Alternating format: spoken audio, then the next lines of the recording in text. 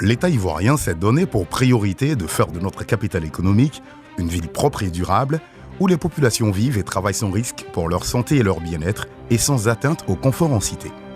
En effet, face à l'urbanisation galopante, le gouvernement ivoirien a décidé, à travers le ministère de l'Assainissement et de la Salubrité MINAS, de moderniser la chaîne opérationnelle de gestion des déchets dans le district autonome d'Abidjan.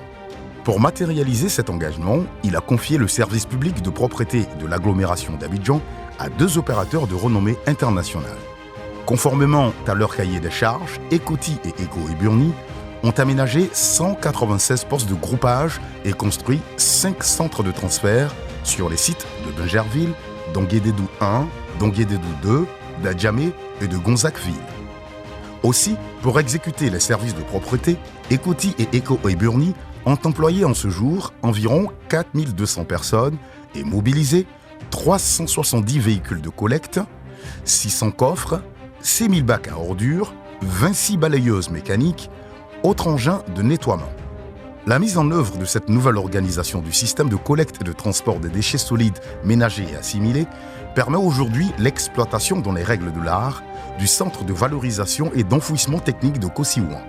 Bâti sur une superficie de 100 hectares, le CEVET de Kossi-Ouan, premier centre de référence de traitement écologique des déchets dans la sous-région ouest africaine, comprend une zone de réception composée de 5 ponts bascules de 80 tonnes chacun, 5 portiques de radioactivité, un bureau de pesée, un atelier mécanique, un bâtiment administratif, un bâtiment réfectoire, des vestiaires.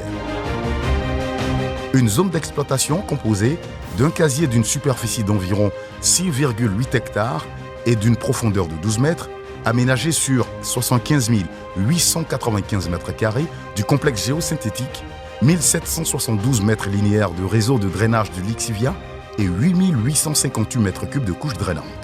Du casier 2, d'une superficie d'environ 13 hectares dont le taux d'exécution de 85%.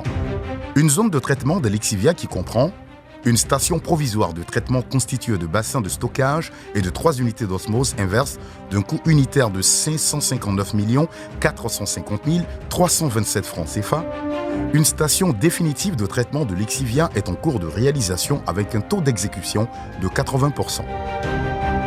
10 000 m² d'espaces verts d'intérêt paysager ont également été aménagés.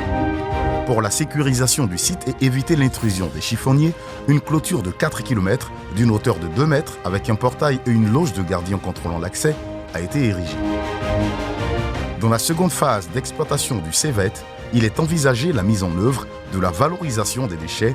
Les études technico-économiques sont en cours de finalisation. Ainsi, la base vie servant de site de stockage du matériel et des équipements sera aménagée en plateforme de valorisation.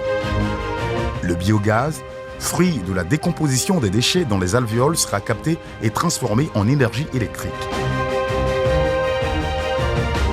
Ce vent de modernisation dans le secteur des déchets s'étendra progressivement aux autres localités du pays pour l'atteinte de l'objectif Côte d'Ivoire, pays propre.